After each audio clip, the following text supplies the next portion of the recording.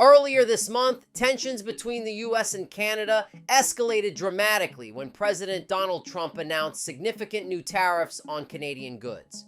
He justified the decision by citing concerns over illegal immigration and the growing fentanyl crisis in the US.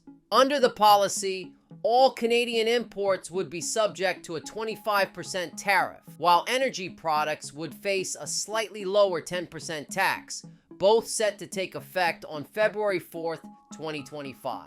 Canada responded swiftly, with Prime Minister Justin Trudeau imposing a 25% tariff on $30 billion worth of American goods, including beer, bourbon, fruit juices, clothing, sports equipment, and household appliances. However, he warned that this was just the beginning. After a public review period, the tariffs could be expanded to cover an additional $125 billion in U.S. products. Just as tensions appeared to be escalating, a breakthrough was reached following high-stakes discussions.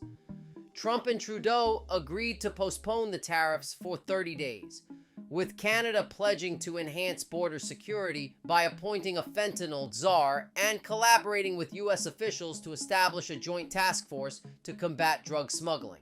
While this temporary pause provided some relief, reactions in Canada were divided. Some viewed it as a necessary compromise, while others feared it would not be enough to prevent long-term economic harm.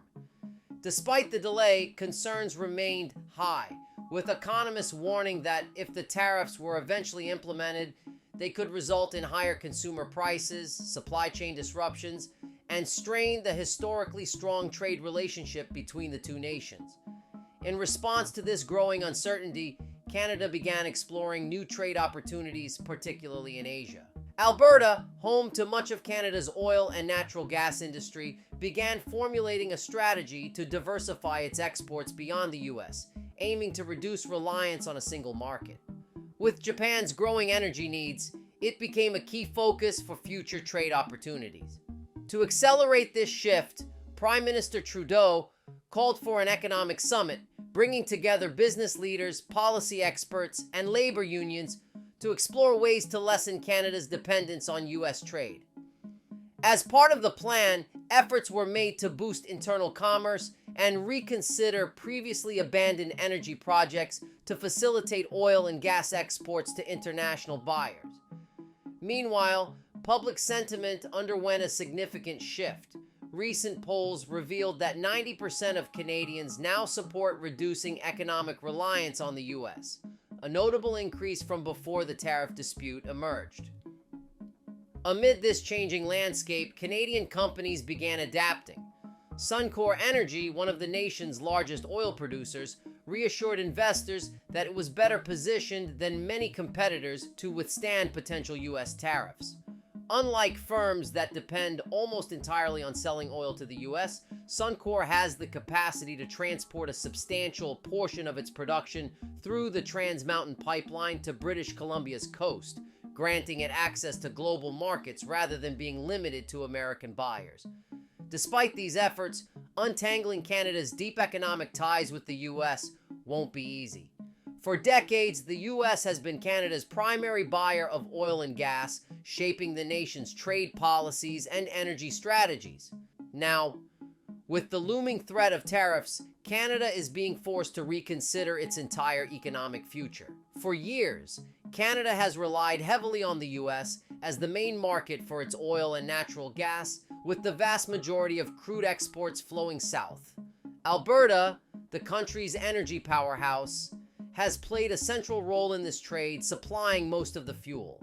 In 2022 alone, Canada exported $22.4 billion worth of natural gas to the U.S., underscoring just how interconnected the two nations are when it comes to energy. However, this heavy dependence on the U.S. comes with significant risks. Recently, the U.S. has hinted at imposing new tariffs on Canadian energy products, sparking concern throughout Canada's energy sector. The potential for higher taxes on oil and gas exports has put pressure on Canadian leaders to rethink their trade strategy and seek new buyers beyond North America. With tensions rising, Canada has turned its attention to Asia, particularly Japan, as a promising alternative market. Energy demand across the Asia-Pacific region is surging, and Japan, one of the world's largest importers of liquefied natural gas, LNG, is constantly seeking new suppliers. In 2023, Japan imported approximately 66 million tons of LNG, second only to China. While the country is gradually shifting toward nuclear and renewable energy, its power needs are expected to grow due to the expansion of data centers and other energy-intensive industries. If cleaner alternatives like hydrogen and ammonia don't scale up quickly enough, Japan's demand for LNG is expected to continue rising, creating a valuable opportunity for Canada. Unlike other major LNG exporters, Canada has a distinct advantage. Its west coast is significantly closer to Japan than the US Gulf Coast. A shipment from Vancouver to Tokyo takes roughly 11 days, whereas gas from the US often travels through the Panama Canal, adding time, costs, and logistical challenges. Additionally, Canada's LNG is about 40% less carbon intensive than US LNG, making it a more attractive option for countries focused on lowering emissions. Recognizing this potential, Alberta's Minister of Environment and Protected Areas, Rebecca Schultz, has been actively working to strengthen energy ties with Japan. During a recent visit to Tokyo, she met with key industry leaders, including representatives from JERA, Japan's largest LNG buyer. During her visit, Schultz toured the Futsu Thermal Power Station and LNG intake facility, where she discussed how Alberta could play a key role in securing Japan's future energy supply. She also held meetings with leaders from the Japan Gas Association, which oversees the country's gas distribution, as well as executives from JOGMEC, Japan Oil, Gas, and Metals National Corporation, the organization responsible for ensuring stable energy imports. These discussions centered on investment opportunities in Alberta's expanding LNG sector and ways to strengthen the energy partnership between the two nations. At the heart of this collaboration is LNG Canada, a massive export terminal under construction in Kitimat, British Columbia. With a $40 billion price tag, it stands as the largest energy investment in Canadian history. The project, backed by energy giants such as Shell, Petronas, PetroChina, Mitsubishi, and Kogas, will process and export natural gas from British Columbia's Montney Formation. Once operational in mid-2025, it is expected to produce 14 million tons of LNG annually, with plans to double its capacity in a second phase. Japanese companies are already heavily invested in the project, with Mitsubishi holding a 15% stake in LNG Canada, highlighting the critical role this partnership plays in Japan's energy security. As Canada expands its energy infrastructure, British Columbia is poised to become a key hub for LNG exports, supplying not only Japan but also other energy-hungry markets across Asia and beyond. The choice of Kitimat, British Columbia, as the site for this massive project was strategic. It offers ideal conditions for LNG exports, including an industry-friendly zone, a deep water port that remains ice-free year-round, and existing infrastructure that facilitates efficient gas shipments to Asian markets. Construction is progressing rapidly, with more than 95% of the first phase already complete.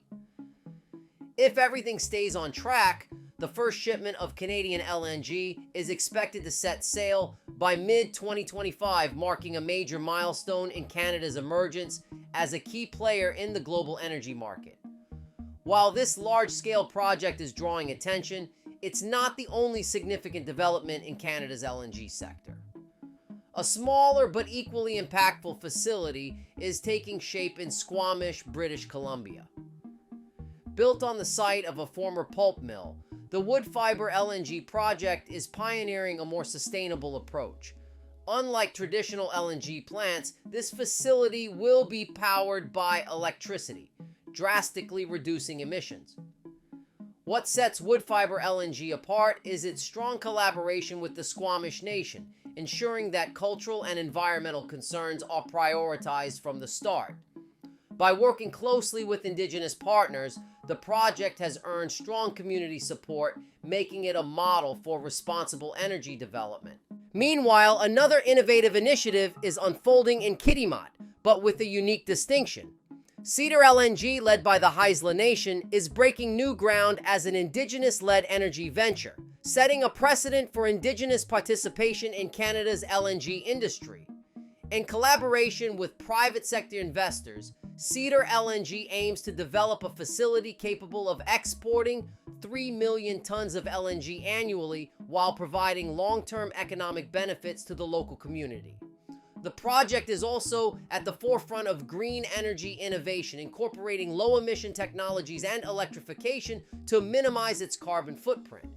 Strategically located near existing energy infrastructure, Cedar LNG is expected to operate with high efficiency, with its first shipments targeted for late 2028, pending final approvals. Further north, another ambitious LNG project is underway. Ketsilissim's Eleng, developed in partnership with the Nisga'a Nation, is set to become one of Canada's largest LNG ventures. Located near Grassy Point, British Columbia, this facility will stand out for its use of floating LNG technology, enabling more flexible and efficient natural gas processing and exports. With an estimated production capacity of 12 million tons of LNG per year, Ketsilissim's LNG is poised to become a major player in Canada's growing energy sector. However, the project's significance goes beyond its scale. It is also designed with a strong emphasis on environmental responsibility. The facility will be powered by hydroelectric energy, making it one of the world's lowest carbon LNG producers. If everything proceeds as planned, operations could begin between 2027 and 2030, significantly boosting Canada's LNG export capacity and reinforcing its position in the global energy market. Now, if you like this video, check out this next video right here.